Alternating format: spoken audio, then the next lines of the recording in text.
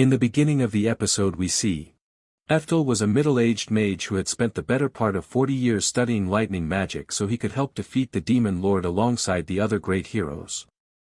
Normally, this would be the part where he's shunned and betrayed for being the weakest member of the heroes' party. But for once, the people of the kingdom are actually grateful for everything he contributed. As the king thanks the heroes for their incredible efforts in stopping the demon invasion, he announces their rewards. As a reward for their bravery, he declares that each of them will receive the highest title anyone in the kingdom can earn, the title of emperor. Eftel is stunned to hear this because the title of emperor is usually reserved for nobles, and even then, it's granted only on the rarest of occasions. So for someone like him to receive such an honor is truly unbelievable. After crowning the water, fire, and earth heroes as emperors, the king finally turns to Eftel. He says that while Eftel may not have been the strongest mage, everyone knows the heroes' party never would have defeated the demon lord without him. Because of that, he too is awarded the title of emperor, and Eftel has never been happier. At that moment, every sacrifice he made throughout his years of training finally feels worth it. Several years pass, and Eftel is now a retired old man living peacefully in the countryside. He spends most of his days teaching the young children he has taken in over the years. For today's lesson, he has the kids practice their magic formations while balancing rocks on their heads to help them improve their focus. At first, only a few of them manage to do it, but before long, everyone gets the hang of it. Once Eftel is satisfied with their progress, he tells them they can finally take a break. The kids are completely exhausted, and Eftel praises them for all their hard work. But then he says he wants them to practice the level 4 magic he taught them the previous week. Just as he's about to continue, Merlin speaks up and asks if he's sure he doesn't want to take a break himself first. Eftel can tell she's genuinely worried because of his age, but he reassures her with a smile, saying he can still bend his knees without sounding like bubble wrap, so standing around for a little longer isn't going to wear him out. As he says that, Eftel remembers the day he first found Merlin. She was the daughter of a demon woman who got caught up in one of Eftel's battles. Even though Merlin was a demon, Eftel chose to take her in because there was no way she could have survived out there on her own. And while Merlin is probably too young to remember any of it, Eftel is certain he must have killed dozens of her family members during the war. Because of that, he can't help but feel a little guilty whenever she looks at him with such genuine concern. For now, Eftel decides to continue the lesson and tells everyone to get ready to practice the level 4 spells again. But Merlin speaks up and asks if he could teach them some level 6 magic instead. The other kids don't understand why she'd want to learn level 6 magic already when Eftel only taught them level 5 magic yesterday. Even Eftel is a bit surprised by the request. He can tell that Merlin is eager to learn, but he gently tells her there's no need to rush. She'll learn level 6 magic when the time is right. For now, he wants her to keep practicing what she already knows because the fundamentals are the most important part. Merlin still wants to learn stronger magic as quickly as possible, but she understands what Eftel means and agrees to focus on the basics for the time being. Later that day, Merlin is standing at the entrance of a deep, dark forest. She's clearly frightened, but she forces herself to be brave and step inside so she can prove herself. Her plan is to defeat one of the monsters lurking in the forest to prove that she's truly worthy of calling herself the best student of the Lightning Emperor. If she succeeds, she'll be able to take over teaching the other children, which means Eftel won't have to work anymore and can finally enjoy his retirement. She knows Eftel would never ask her to do something like this, but she wants to help him however she can. Merlin's heart was definitely in the right place, but her common sense wasn't. Less than 10 minutes later, she's sprinting for her life after running into a wolf monster deep inside the forest. None of the level 4 magic she knows has any effect on it. Every spell she casts either misses completely or fails to do any real damage, while the wolf keeps charging after her as if nothing had happened. Unable to outrun the wolf, Merlin decides to take a gamble and cast a level 6 spell, even though she's barely practiced it. She begins chanting, and despite the wolf charging straight at her with deadly intent, she manages to stay calm, keep her focus, and complete the spell. A massive bolt of lightning crashes down onto the wolf. Merlin is overjoyed that she actually managed to cast the spell, and she's convinced she defeated the monster. But to her horror, the wolf charges right through the lightning without a single scratch and slams her to the ground. The wolf slowly approaches Merlin, ready to devour her. But just as it's about to strike, it's suddenly hit by a real bolt of lightning. Merlin's face immediately lights up when she hears the crack of thunder because she knows exactly who it is. Eftel has come to save her. However, that smile quickly disappears the moment she sees how angry he is. After all, he had specifically warned her not to enter the forest. Feeling ashamed, Merlin lowers her head and apologizes for her reckless behavior. Eftel begins lecturing her, explaining that she needs to stop trying to rush everything. He tells her that power that hasn't been fully mastered before it's used can't be called true power. He reminds her that even the strongest magic is useless if the person casting it doesn't truly understand it. Right in the middle of his lecture, the wolf suddenly gets back up and appears behind him. But Eftel doesn't even bother turning around. He casually tells the monster not to interrupt while he's teaching his student a lesson, then immediately casts a level 10 spell that incinerates the wolf in an instant. A little while later, Eftel brings Merlin back home. She still can't stop thinking about how incredible and inspiring he looked when he cast that level 10 spell. But Eftel simply tells her to hurry up and get ready for bed because it's been a long day. Merlin agrees and is about to head to bed when Eftel suddenly drops to his knees and starts coughing up blood. Merlin rushes to his side, terrified for him. Eftel apologizes for letting her see him like this because he knows how much she looks up to him. But Merlin quietly reveals that she already knew about his illness. She noticed something was wrong a long time ago, and that's exactly why she'd been pushing herself so hard in hopes of becoming Eftel's successor, so he wouldn't have to keep putting so much strain on himself. Eftel feels ashamed when he realizes that his condition is the very thing that pushed Merlin to become so reckless in her pursuit of power. But he tells her that he doesn't have much time left, so he can't afford to waste even a single minute resting. Merlin doesn't understand why Eftel is still so determined to keep working despite being so sick.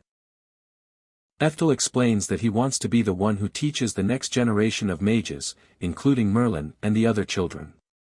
There was a time when Eftel dreamed of becoming the strongest mage in the world.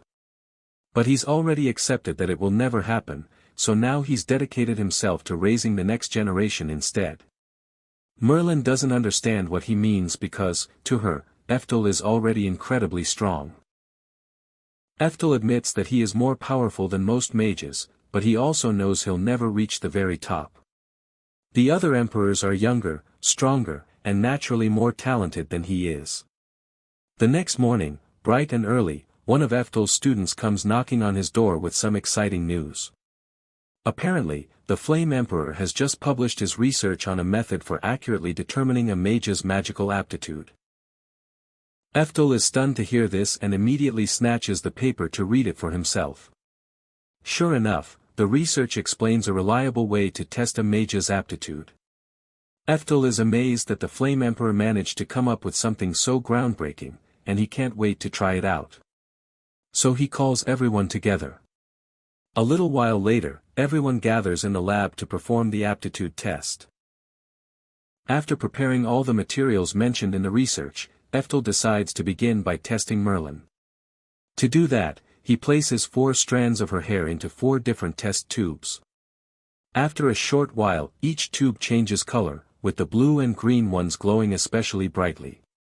According to the research, a glow that bright means Merlin has S-rank talent in both water and wind magic, which everyone agrees makes perfect sense for someone like her.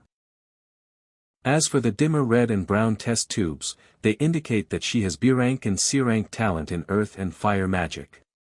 While everyone else is excitedly talking about how amazing the results are, Eftel isn't. Eftel realizes that the test is completely accurate because the results match everything he has observed from Merlin's training ever since she was a baby. Up until now, the only way for mages to discover their natural aptitude was by practicing every type of magic until one or two elements eventually stood out. But with this new method, it becomes possible to determine a mage's magical talent from birth, allowing them to focus on the right training and become even stronger than they otherwise could have. Since the test appears to be the real deal, Eftel decides he wants to try it on himself. At first, Merlin doesn't understand why, because everyone already knows he's the Thunder Emperor. But Eftel says he wants to know if he ever truly had what it took to become the greatest. Throughout his life, he had to work several times harder than everyone else just to keep up with them. And once the test is complete, he finally learns why. It's because he has absolutely no magical talent at all. Eftel is left in complete shock. The fact that all of the vials remain clear means there isn't even a trace of magical talent in his body. At first, he refuses to accept the results and assumes he must have made a mistake while performing the test. But no matter how many times he repeats it, the outcome never changes. In the end, he's forced to accept the truth. The reason he never reached the same heights as the other emperors wasn't because he failed to work hard enough. It was because the spirits had forsaken him from the very beginning. The feeling of betrayal hits him so hard that he suffers a heart attack and collapses to the ground. Some time later, Eftel is bedridden as his condition continues to worsen. In his final moments, he curses how unfair his life has been. He spent his entire life believing that if he worked hard enough, he could become the greatest mage of all time. But in the end, he discovers that his dream was impossible from the very beginning. Not long after that, Eftel finally passes away. But the moment he dies, his second reincarnation skill activates, bringing him to the heavenly realm to meet the goddess of reincarnation. Eftel had completely forgotten he even possessed that skill since he was first reincarnated into this world over 50 years ago. Now, thinking back to how he cried on his deathbed just moments earlier, he can't help but feel a little embarrassed. Welcome to my lecture series. I'm your host, Emrat, and today we're going to be looking at the goddess of reincarnation welcomes Eftel back, saying it's been a long time since she last saw him. She tells him she's genuinely impressed by how far he managed to go in his previous life despite having absolutely no magical talent. But with that out of the way, it's finally time for Eftel's second reincarnation. The goddess asks if he'd like her to grant him a simple 2x growth skill so he won't run into another bottleneck in his next life. However, Eftel says there's no need for it because he already possesses all the magical knowledge he needs to reach heights he never could in his previous life. The goddess isn't surprised by his answer since that's exactly the kind of person Eftel is. Seeing that he's ready, she sends him off to begin his new life. The next time Eftel opens his eyes, he finds himself in the body of a young boy living in the countryside with his mother. His new life is fairly ordinary, but now that his memories from his previous life have returned, the first thing he does is sneak off to the shed and recreate the magical aptitude appraisal method developed by the Flame Emperor.